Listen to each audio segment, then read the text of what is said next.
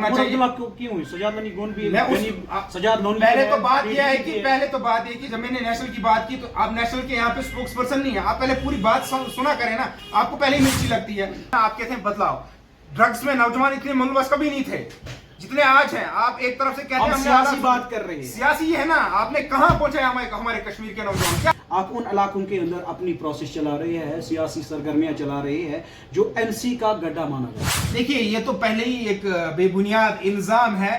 मैं जहां भी जा रहा हूं मैं इंजीनियर साहब की कैंपेन कर रहा हूं, ना मैं एनसी का वोट काटता हूं, ना मैं पीडीपी का काटता हूं, ना मैं पीपुल्स कॉन्फ्रेंस, मैं किसी का वोट काटता नहीं हूं। सबसे बड़ा जो हमारा फर्ज है, क्योंकि जनाब नबी अकरम सल्लल्लाहु अलैहि वसल्लम फरमाते हैं कि मजलूम के साथ खड़ा होना हक है और जालिम का साथ देना जुल्म का साथ देने के बराबर है।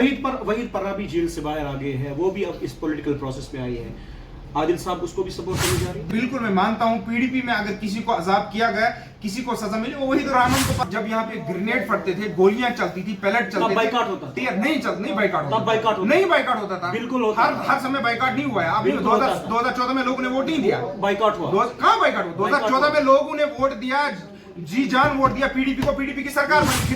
हम कहते हैं हमने बदलाव लाया, ये कोई बदलाव नहीं है। आप जहां 10 लाख लोग, 10 लाख नौजवान ड्रग्स में मुब्तला होंगे, वो कोई बदलाव नहीं होता इस चीज। अस्सलाम वालेकुम नाज़रीन, आप देख रहे हैं द वेब स्टोरी के साथ साथ द वर्मल पोस्ट और मैं आपका दोस्त खान जहांगीर।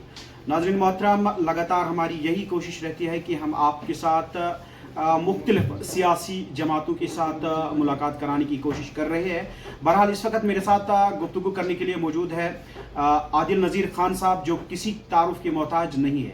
आदिल साहब, आपका खुशामदीद है हमारे साथ ज्वाइन करने के लिए। आपका बहुत बहुत शुक्रिया जहांगीर साहब। आदिल साहब, सियासी सरगर्मियाँ इंजीनियर रशीद के हवाले से अगर हम बात करेंगे, चूँकि आपने रिसेंटली अपना जो ताउन फराम किया इंजीनियर रशीद के बेटे को, क्या बताना चाहोगे इस हवाले से?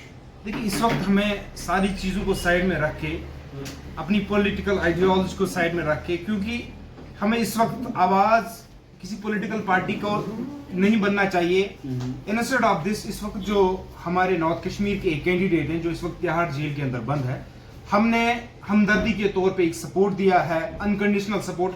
हमने कोई इंजीनियर साहब के मजलूम बेटे से कोई डिमांड नहीं की, हमने कोई गाड़ी उनसे नहीं मांगी, हमने कोई तेल का खर्चा उनसे नहीं मांगा, ना हमने कोई उनसे पैसा मांगा है, ना उनके पास है बेचारे के पास।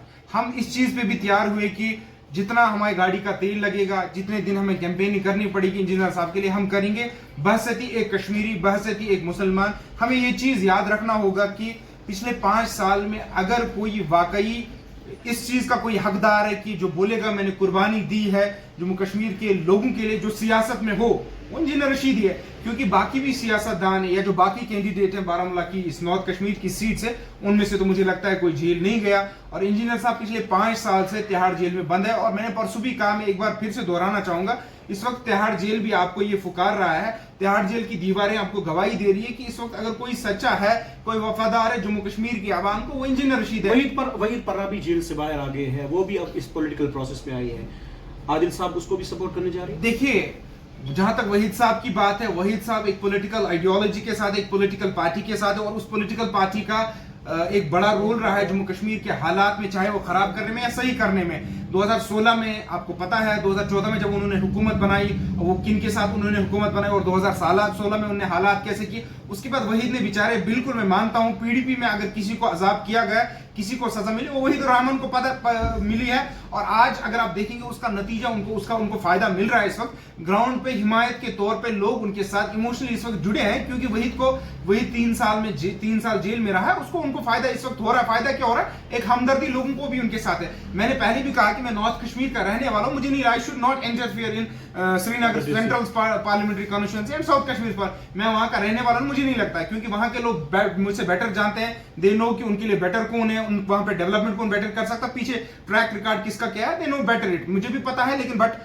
मैं वहां पे नहीं जाना चाहूंगा, क्योंकि मैं नॉर्थ कश्मीर का रहने वाला हूं, मेरी मिट्टी यही की है। तो मेरा जो यहाँ का कैंडिडेट है, मुझे या तो यहाँ साइलेंट बैठना चाहिए या मुझे यहाँ किसी को सपोर्ट एक्सटेंड करना चाहिए। आदिल साहब, अक्सर ये देखा गया है लास्ट 3 और 4 डेज से कि जो इंजीनियर रशीद के हामी हैं, स्पेशली आदिल नज़ीर साहब की बात करेंगे, आप उन इलाकों के अंदर अपनी प्रोसेस चला रहे हैं, सियासी सरगर्मियां चला रहे हैं जो एनसी का गड्ढा माना जाता है, जहां पे एनसी के कारकुनान काफ़ी मजबूत हैं। क्या वजह है? क्या आप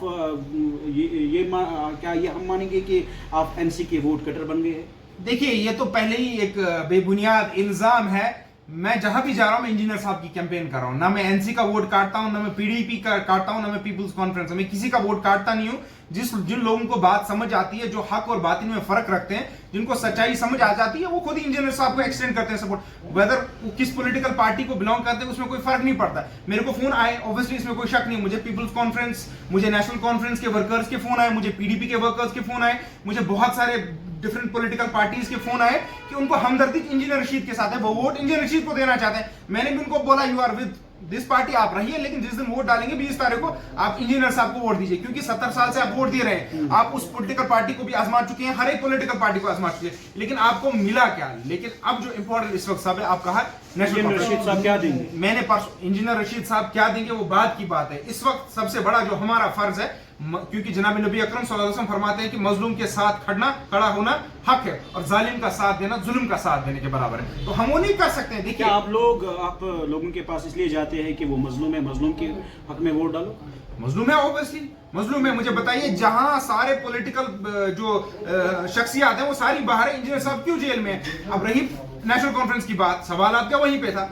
मैं लेकिन सबसे ज्यादा सवाल उन्हीं से पूछूंगा ना। देखिए 2019 में जब आर्टिकल एब्रोगेट होता, उसके बाद पीएचडी जब बनती है, हम सब पीएचडी के साथ थे, हिमायत थे यूनिटी के, हम कहते हैं, हम सब बोलते थे यूनिटी रहे, लेकिन तोड़ने वाले कौन है? National conference. एक सीट उनको बर्दाश्त नहीं हुई जो महबूब जी को वो देते, तो अलायंस नहीं टूटता। आदिल साहब आज इस बात को एक्सेप्ट करते हैं कि बदलता हुआ जम्मू कश्मीर हमारे सामने नजर आ रहा है, स्पेशली सियासी लिहाज से, जिस तरीके से सियासी सरगर्मियां अभी कश्मीर के अंदर चल रही है, हर कोने से ये आवाज आ रही है, हर कोने, स्पेशली रात के दौरान अवामी इत्तेहाद पार्टी के साथ साथ बाकी पार्टियां अपनी चुनाव रैलियां कर रही है या अपनी मीटिंग्स कर रही है। किस हद तक आप इस चीज को मानते हैं? देखिए, जहां तक सियासी बदलाव की बात है, सियासी बदलाव आज ही नहीं है। जब यहाँ पे ग्रेनेड फटते थे, गोलियां चलती थी, पैलेट चलते थे, बाइकाट होता था। नहीं बाइकाट होता, तब बाइकाट होता, नहीं बाइकाट होता था, बिल्कुल होता हर समय बाइकाट नहीं हुआ है। आपने 2014 में लोगों ने वोट नहीं दिया, बाइकाट हुआ। कहाँ बाइकाट हुआ? 2014 में लोगों ने वोट दिया, जी जान वोट दिया पीडीपी को, पीडीपी की सरकार बनी, फिर पीडीपी ने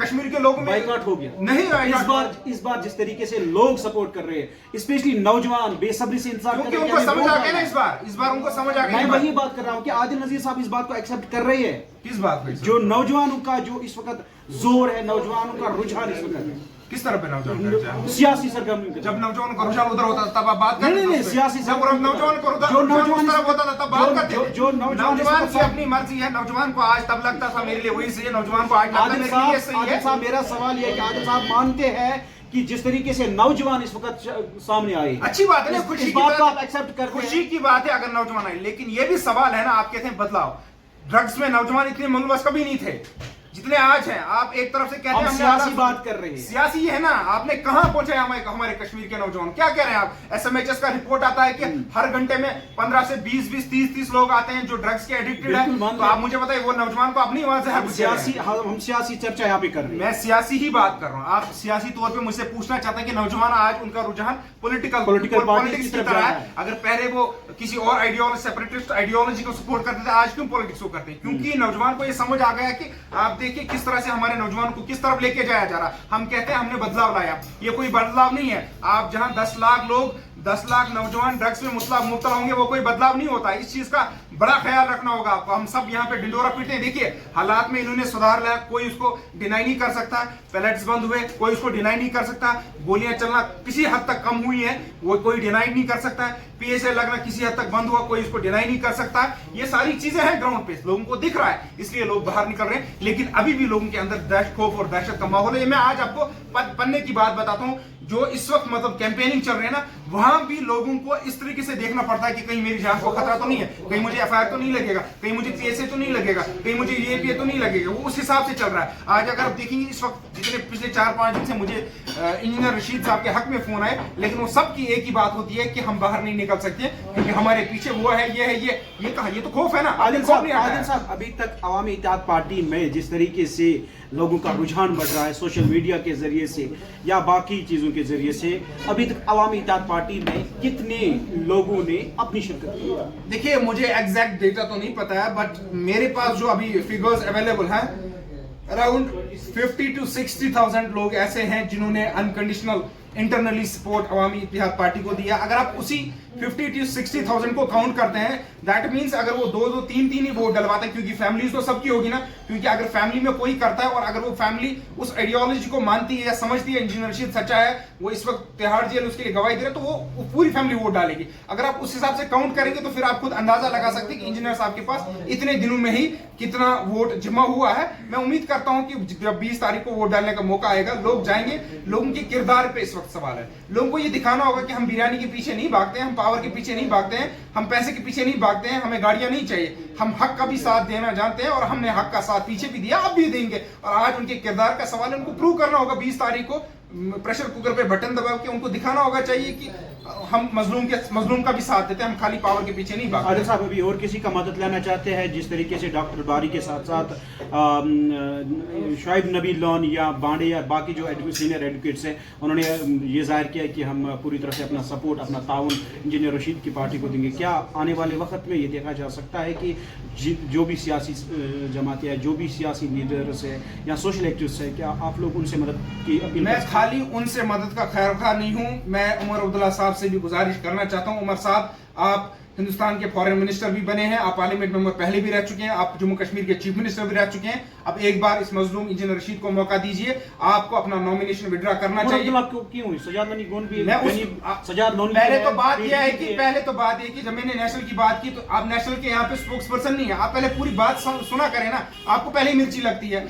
उसके बाद मैं सजाद गनी लोन साहब से भी गुजारिश करता हूं, आप भी जनाब मिनिस्टर रह चुके हैं, भले ही असेंबली आप पार्लियामेंट मेंबर नहीं बने अभी तक, लेकिन यहाँ पे असेंबली मिनिस्टर, आज इस मजलूम को एक बार मौका दीजिए, ये पार्लियामेंट जा सकता है और वहां पे लोगों को पता चलेगा कि एटलीस्ट ये मजलूम का भी साथ देते हैं। मैं उनसे भी गुजारिश करना चाहता हूं, मैं खाली एक्टिविस्ट से बाकी जितने भी है, मैं इरफान हजीब हफीज लोन साहब से, एक सीनियर एडवोकेट है जम्मू कश्मीर के, जिन्होंने बेबाक तरीके से जम्मू कश्मीर की आवाज उठाई सुप्रीम कोर्ट में, जहां तक कि जजों ने भी तारीफ की, बड़े इंप्रेस हुए जो इरफान साहब ने आर्गुमेंट्स प्रेजेंट किए। मैं इरफान साहब से भी रिक्वेस्ट करना चाहूंगा, मैं अपील करना चाहूंगा, इरफान साहब आप भी जिस तरीके से ताउन दे सकते हैं, आपको ताउन देना चाहिए, क्योंकि इस वक्त हमें हक का साथ देना चाहिए। हमें ना तो किसी चीज की तरफ देखना चाहिए, बस एक चीज है, हमें कुछ नहीं चाहिए इंजीनियर साहब से। वो भले ही मैंने पहले कहा, I have not joined AIP, ये क्लैरिफाई कर दूं मैंने अनकंडीशनल सपोर्ट दिया। बाकी जितने भी लोग हैं, मैं इरफान साहब से भी, बाकी जितने, इनफैक्ट उमर साहब से रिक्वेस्ट करता हूं, सजाद साहब से करता हूं, फैज मीर साहब से रिक्वेस्ट करता हूं, आप भी सपोर्ट इंजीनियर साहब को ही करिए। एकजुट में फैसला हो जाएगा, इंजीनियर साहब जीत जाएगा 20 से।